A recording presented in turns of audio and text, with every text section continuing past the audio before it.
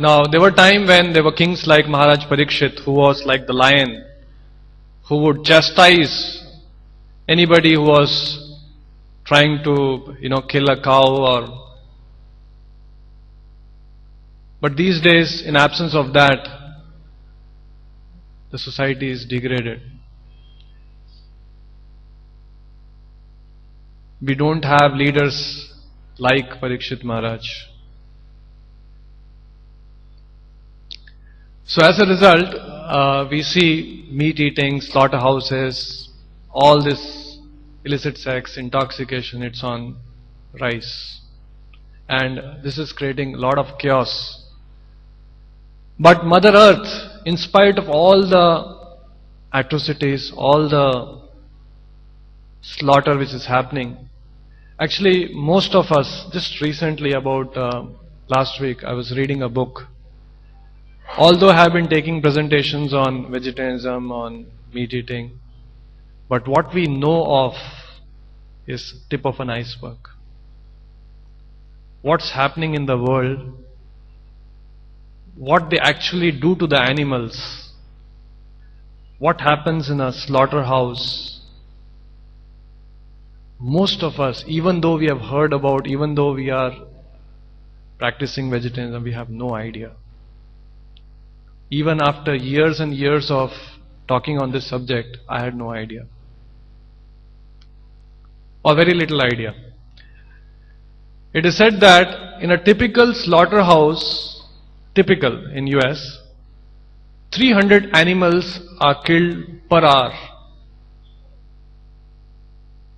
20 million animals are slaughtered daily in US alone. Bangalore population is 6 million.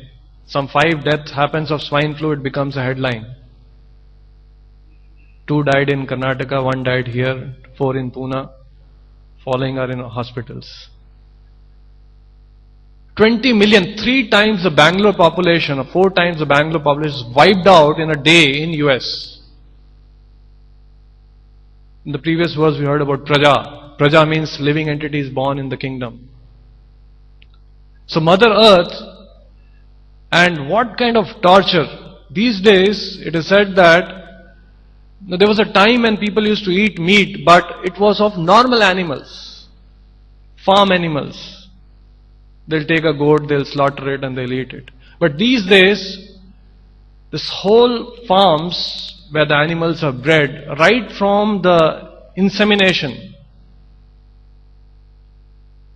the conception, till their death, it's all artificial and they are like factories, factory farms. They're called factory farms.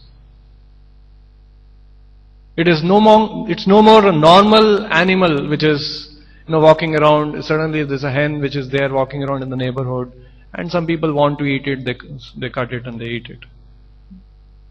It's right from the conception, artificially inseminated, artificially bred, artificially grown with all the hormones injected, because profit motive is there, time is there. A hen which can normally lay about 12 to 15 eggs a year is made to lay 300 eggs. Now, this book was giving an example of how you can visualize how the hens are packed. They're called battery hens, battery cages. Now imagine how the hens will feel if, let's say, we all are in an elevator, the lift. Our temple, the lift goes bad quite often. And many times when the lift goes bad, for 5 minutes and people are inside, they start screaming. And when they come out, they feel so, relieved. Now imagine 10, 12 of us are in the elevator of the size what we have, and we are supposed to live the rest of our life in that elevator.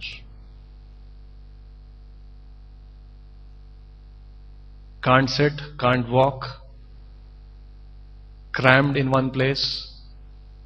And it is said the birds, this hens, who are feather of about the wingspan of average about 32 inches, the cage is only 18 inches wide, because optimize more space in the same space, more birds, more this thing.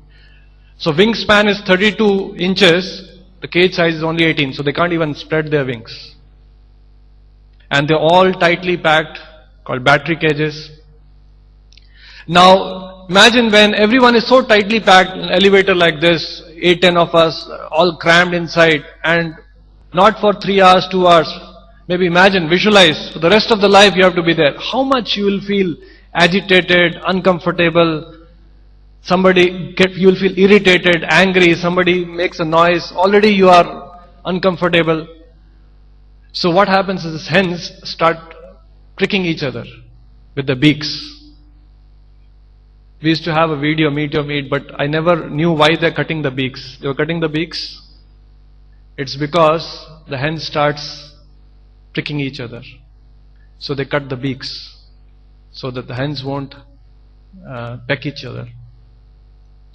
So like that, right from the beginning till the end, it's all artificial. It's all about profits, all about how to get more money out of the meat, how to have things faster.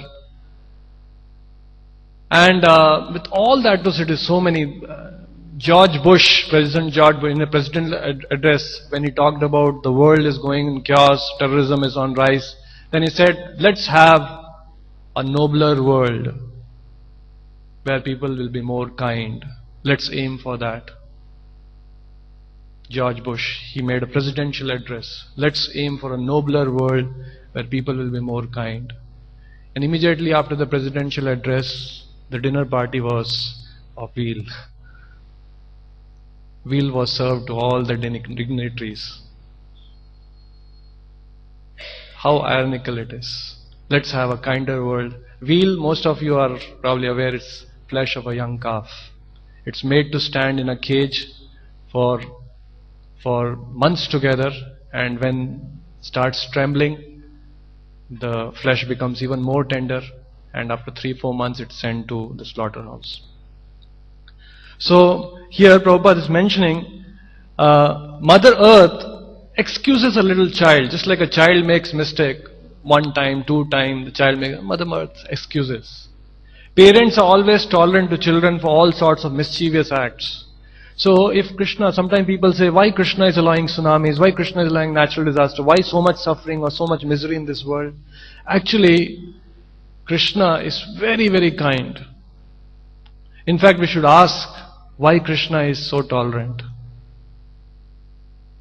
Because we don't know what's happening, we sometimes wonder why there is so much misery in this world. Actually, if Krishna was not tolerant, if Krishna was not merciful, you would be getting much, much more than what we are seeing in this world today. So it is just that Krishna's kindness is tolerant. Somebody has a free will, he wants to kill someone, he wants to eat someone, he wants to do like this, okay, do it. And to correct him, some reaction comes, and it comes in the form of misery.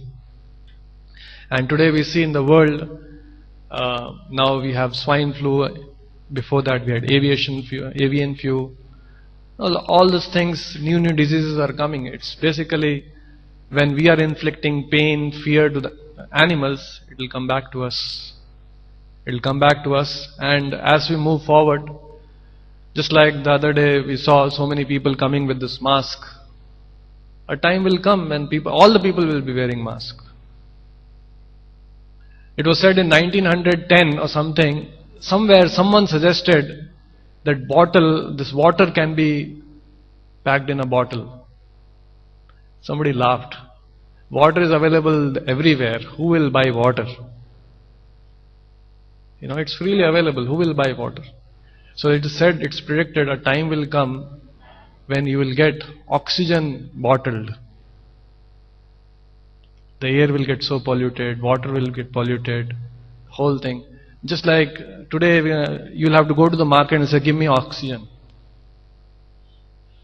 And then you'll have to this thing and put a knob and put something here and then you breathe oxygen. No, we can laugh now. Most of us will laugh. No, you have to go to the market to buy oxygen. A time will come. Just like a time has come and everyone goes to market and says, give me bottle of water. So Prabhupada says, now somebody may say, if so much of slaughter is happening, so much, what are we doing? Many times people ask, why don't you stop this cow killing and all those things? So many, you know that, so many this thing. Why don't you approach them and try to stop? A lot of people do that. All the animals which are being taken to slaughterhouse, they'll stop it. They'll stop the trucks and all those things. So why don't we do that?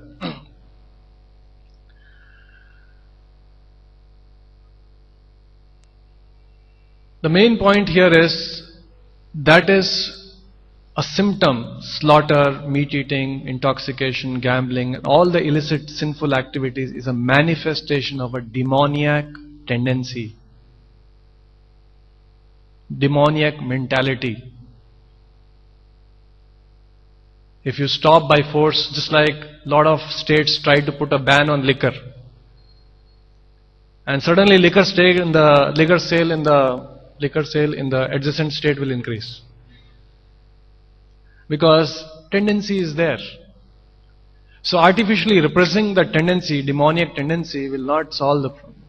So when Chaitanya Mahaprabhu was asked that, when he wanted to kill Jagai and Madai, so Nityananda said, you have come here to kill the demoniac tendency. If you have to kill demoniac people, then you have to kill practically everyone. So our process is to preach and to give the holy name, which will destroy the demoniac tendency of a person, the tendency or the affinity to commit sin. And once that is there, automatically a person will give up meat eating, intoxication, gambling, illicit sex. You don't have to separately say, there are a lot of people who have embraced vegetarianism, but they'll be smoking, drinking and doing all other nonsense.